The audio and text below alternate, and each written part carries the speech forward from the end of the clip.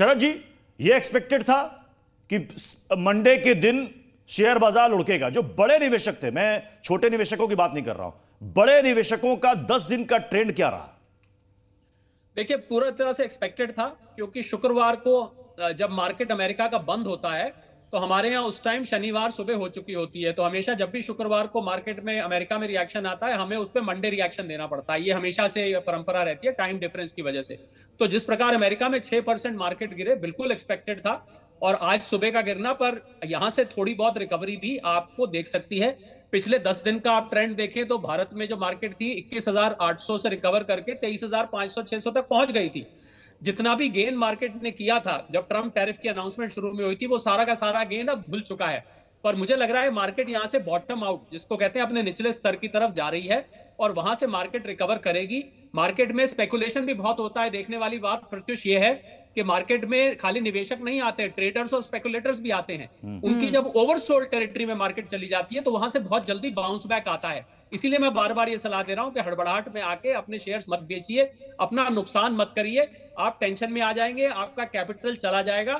थोड़ा सा जहां आपने इतना इंतजार किया है और लंबे समय के लिए जो निवेशक होता है, उसके लिए मार्केट में हमेशा। लेकिन जो मार्केट करेक्शन की बात की जा रही है शरद जी, कहा जा रहा था कि 3-4 महीनों में वो सुधार दिख सकता है।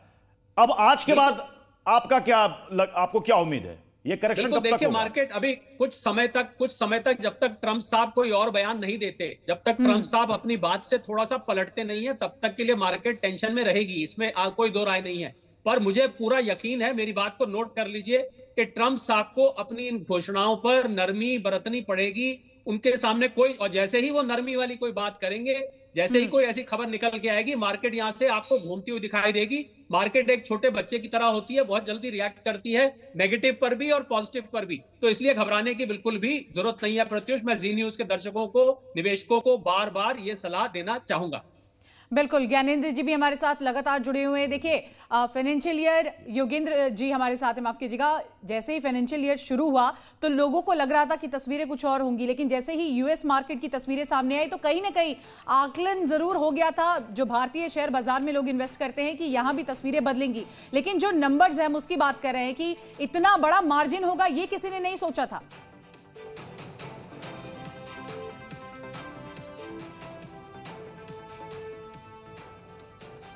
योगेंद्र जी, आप ही से सवाल था। Okay, right. देखिए, जैसा अभी शरद जी ने भी कहा, ये बात फैक्ट है कि मंडे को आज जो है एक रिएक्शन जो है वो बाय वे ऑफ सेंटिमेंट्स जो है वो जाहिर था कि स्टॉक मार्केट्स में आना था। और डेफिनेटली ये जरूर है कि अभी जो मार्केट जिस तरीके से खुली है, आई एम श्योर कि अभी आप शाम तक देखेंगे कि इसमें एक उस एलिमेंट में रिकवरी आएगी। और एट द सेम टाइम मेरा ये अगेन कहना है कि लोगों को पहले के अंदर जो है सेलिंग नहीं करनी चाहिए, they should hold on for a while. और आप ये देखेंगे कि जो इम्पैक्ट आया है ये सिर्फ इंडिया में नहीं है, ये वर्ल्ड ओवर है। और ऐसे में बहुत जरूरी ये है कि करेक्टिव स्टेप्स और एक्शंस जो है वो यूनाइटेड स्टेट्स के अंदर उनको, उनकी एडमिनिस्ट्रेशन को लेना बहुत जरूरी है। और हम देखेंगे कि इसका नेट रिजल्ट्स जो है वो कुछ दौर के अंदर, अगले 1 मंथ के अंदर जरूर आएंगे, जब रिकंसिडरेशन। योगेंद्र जी, शरद जी ने एक बात कही, वो कह रहे हैं कि ट्रम्प साहब को अपना फैसला वापस लेना होगा। अब वो कब वापस लेंगे पता नहीं, लेकिन आपको लगता है कि रोल बैक की उम्मीद है? नहीं, नॉट एट ऑल। मैं ये कहूंगा कि रोल बैक की मुझे बिल्कुल भी उम्मीद नहीं है। ये जरूर है कि डोनाल्ड ट्रंप ने एक जो अच्छी बात कही थी, वो ये कही थी कि वो हर कंट्री के साथ जो है सेपरेटली डील विद करेंगे टैरिफ के इशू के ऊपर। तो मेरा ये जरूर मानना है कि जो टैरिफ के रेट्स हैं उनको जो है उन्हें रिकंसिडर करके रिड्यूस करना पड़ेगा।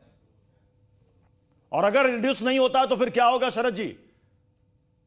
मुझे लगता है हमारे साथी योगेंद्र जी ट्रम्प साहब के मित्र हैं, उनको मालूम है कि वो रोल बैक नहीं करेंगे। पर चारों तरफ से जो प्रेशर आ रहा है इस टाइम, मैं उस प्रेशर को देख के बोल रहा हूं, मेरे भी मित्र नहीं है।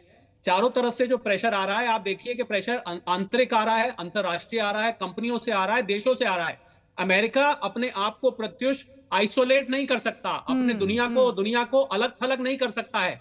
अमेरिका अपने आप को अलग थलग कर रहा है, ये हो नहीं सकता। योगेंद्र जी, आप दोनों हमारे साथ जुड़े हुए हैं, अंकुर भी लगातार हमारे साथ एक्सपर्ट के साथ जुड़े हैं। अंकुर, जरा उनसे ये सवाल पूछिएगा कि यहाँ पर हमारे साथ जो दोनों एक्सपर्ट है वो तो कह रहे हैं कि जो ट्रंप का अगला बयान होगा उससे सब कुछ बदल जाएगा। जो मुंबई में एक्सपर्ट है उनका क्या कहना है? बिल्कुल शिवांगी, अब जिस उम्मीद की किरण की बात पूछने की कोशिश करेंगे। मैं स्ट्रेट फॉरवर्ड आशीष से बात करता हूँ। आशीष, आप जो हाल में मार्केट का रिएक्शन आया है, वर्ल्ड मार्केट का रिएक्शन आया है, आपको लगता है एक रोल बैक एक्सपेक्टेड है ट्रम्प की साइड से, या फिर आपको एक परसेंटेज में या एक सिंबॉलिक रोल बैक दें, या कुछ ऐसा बयान दें जिससे कम से कम बाजार में कम से कम सुधार आए, विश्व बाजार? देखिए, ट्रंप ने ये बात तो साफ कह दी है कि एक कड़वी मेडिसिन है यूएस के लिहाज से, तो उन्हें लेनी पड़ेगी और इसके लॉन्ग टर्म इम्पैक्ट यहाँ पर देख रहे हैं। वो बता रहे हैं कि लॉन्ग टर्म में यूएस को इससे फायदा होगा। अब रही बात रोल आउट करने की, तो इसको देखिए पूरी तरीके से फेज आउट तो नहीं होगा, लेकिन इसका एक सिंपल कैलकुलेशन है। यानी अगर आप देखें तो जो यूएस के पॉइंट ऑफ व्यू से ट्रेड डेफिसिट है वो 52% है, ठीक है, और उसका हाफ कर दिया तो 26% टैरिफ लग गया। ये अक्रॉस देशों में यही कैलकुलेशन लगा है। लेकिन भारत में जैसे कंपैरेटिवली हमने देखा है कि वो डेफिसिट इतना ज़्यादा नहीं है, वो गैप इतना नहीं है। अगर मान लीजिए अपनी एनर्जी की रिक्वायरमेंट इंडिया यानी क्रूड ऑयल है, वो इंपोर्ट अगर यूएस से ज़्यादा थोड़ा सा सोर्स करना शुरू कर देता है तो हो सकता है कि गैप फर्दर ब्रिज हो जाएगा, तो 26% का कम हो सकता है। और अगर कम हो गया तो ये ब्लेसिंग इन डिस्गाइज हो सकती है, क्योंकि एक तरफ चाइना पर जहाँ पर इतने बड़े टैरिफ लग रहे हैं, वियतनाम पर इतने टैरिफ लग रहे हैं, कंपैरेटिवली अगर इंडिया पर 26% है या फिर उससे कम हो जाता है तो ग्लोबल कंपिटिटिवनेस जो इंडिया की वो बेहतर हो जाएगी। फार्मा इंडस्ट्री को लेकर जरूर मेरा सवाल रहेगा आपसे, क्योंकि इससे वो उसको इस टैरिफ से दूर रखा गया था हाल में, लेकिन इसको लेकर कोई बयान आया है कि बहुत बड़ी फार्मा इंडस्ट्री है, यहाँ से बहुत बड़ा एक्सपोर्ट होता है यूएस में, इसलिए मैं आपसे पूछूं। एग्जैक्टली, क्योंकि यूएस में अगर आप देखें तो जेनरिक दवाएं जितनी भी वो भारतीय कंपनीज की जाती हैं, लेकिन उन्होंने अब तक तो बाहर रखा था, लेकिन इस चीज़ को पूरी तरीके से नकार नहीं रहे। वो क्या कह रहे हैं कि हो सकता है कि आगे जाके फार्मा को एक अलग कैटेगरी के अंतर्गत लेके आके उस पर टैरिफ लगाए जाए, रोल आउट नहीं करे, पूरी तरीके से ये नहीं करे कि नहीं लगेगा, पॉसिबिलिटी है कि आगे जाके लग सकता है। और कौन कौन से सेक्टर? इसके अलावा ज्वेलरी मेरे ख्याल से एक बहुत बड़ा सेक्टर होता है जो इंडिया से जाती है यहाँ से, इसके अलावा और कौन कौन से बड़े सेक्टर हैं जो जिसका इम्पैक्ट होने वाला है इस टैरिफ वॉर का? देखिए, बहुत सारे हैं। आप ज्वेलरी को देख सकते हैं, आप टेक्सटाइल्स को देख सकते हैं। अच्छी बात यह कि उन्होंने फिलहाल सर्विसेज को इससे बाहर रखा है, तो आईटी काफी हद तक बच चुके हैं। आईटी का अगर आप देखें तो बहुत ज़्यादा है। यूएस अभी इंडिया में जितनी भी लिस्टेड कंपनीज हैं सबका एक्सपोजर सिर्फ और सिर्फ यूएस में बहुत ज़्यादा है, वहाँ से मेजर रेवेन्यूज आती हैं। वो सेक्टर एक ऐसा बचा हुआ है। बाकी अगर आप देखें तो थोड़े स्केल पर, क्योंकि अब इंडिया इलेक्ट्रॉनिक मैन्युफैक्चरिंग हब भी बन गया, पिछले 5 साल में स्थिति बहुत तेजी से बदली है, तो उस सेक्टर को भी आपको इम्पैक्ट देखने को मिलेगा। तो एक फार्मा बिल्कुल अंकुर, देखिए अलग अलग सेक्टर्स पे इसका इम्पैक्ट होगा। शरद जी भी हमारे साथ है। शरद जी, अगर लोगों की हम बात करें तो देखिए जैसे ही हम देखते हैं कि शेयर बाजार में गिरावट आती है तो लोगों का यही पहला सवाल होता है कि आर्थिक मंदी का जो दौर है, वो आर्थिक संकट जो है वो शुरू हो जाएगा, नौकरियों पर किस तरह का असर पड़ेगा। क्या कोई अपडेट या क्या कोई आपकी ओर से सलाह जो है आम लोगों को जो नौकरी पेशा है उनको आप देना चाहेंगे? जी हाँ, बिल्कुल। देखिए, पहली बात तो अगर मंदी आती है तो पहले अमेरिका में आएगी, हमारे यहाँ बहुत बाद में आएगी। हमारी अर्थव्यवस्था की हालत बहुत अच्छी है, पर हाँ, अगर किसी की नौकरी जाती है तो मेरी उसकी सलाह यह है कि अपनी नौकरियों को थोड़ा सा पॉजेसिव हो जाएं, अपनी नौकरी को पकड़ के रखें। बहुत सारे लोग मैंने देखा है नौकरी को लेके कैजुअल होते हैं और इधर उधर एम्प्लॉयर हंटिंग करते रहते हैं। अपनी नौकरी के लिए पॉजेसिव रहें, अपनी सेविंग्स को बचा के रखें, आलतू फालतू का खर्च ना करें, ये भी मेरी सलाह है। अगर कोई ऐसा खर्च है जिसको आप पोस्टपोन कर सकते हैं, आगे टाल सकते हैं, उस खर्च को आप टाल दीजिए, अभी वो खर्च मत करिए और अपनी सेविंग्स को बचा के रखिए। और रिस्की एसेट्स में, खतरनाक एसेट्स में इन्वेस्ट मत करिए। कोई बड़ा खर्च अगर अवॉइड हो सकता है उसको मत करिए। ये अगर मंदी आती है तो ये सब सलाह अप्लाई करती हैं, पर अभी बहुत जल्द होगा इन सब बातों का करना। मंदी इतनी जल्दी नहीं आने वाली, कोई चिंता की बात नहीं। अमेरिका में आएगी, उसके बाद बाकी की दुनिया में आएगी। भारत की अर्थव्यवस्था बहुत सुदृढ़ है, बहुत मजबूत है, इसलिए भारत में जी आप कह रहे हैं कि मंदी आएगी तो अमेरिका में मंदी आएगी।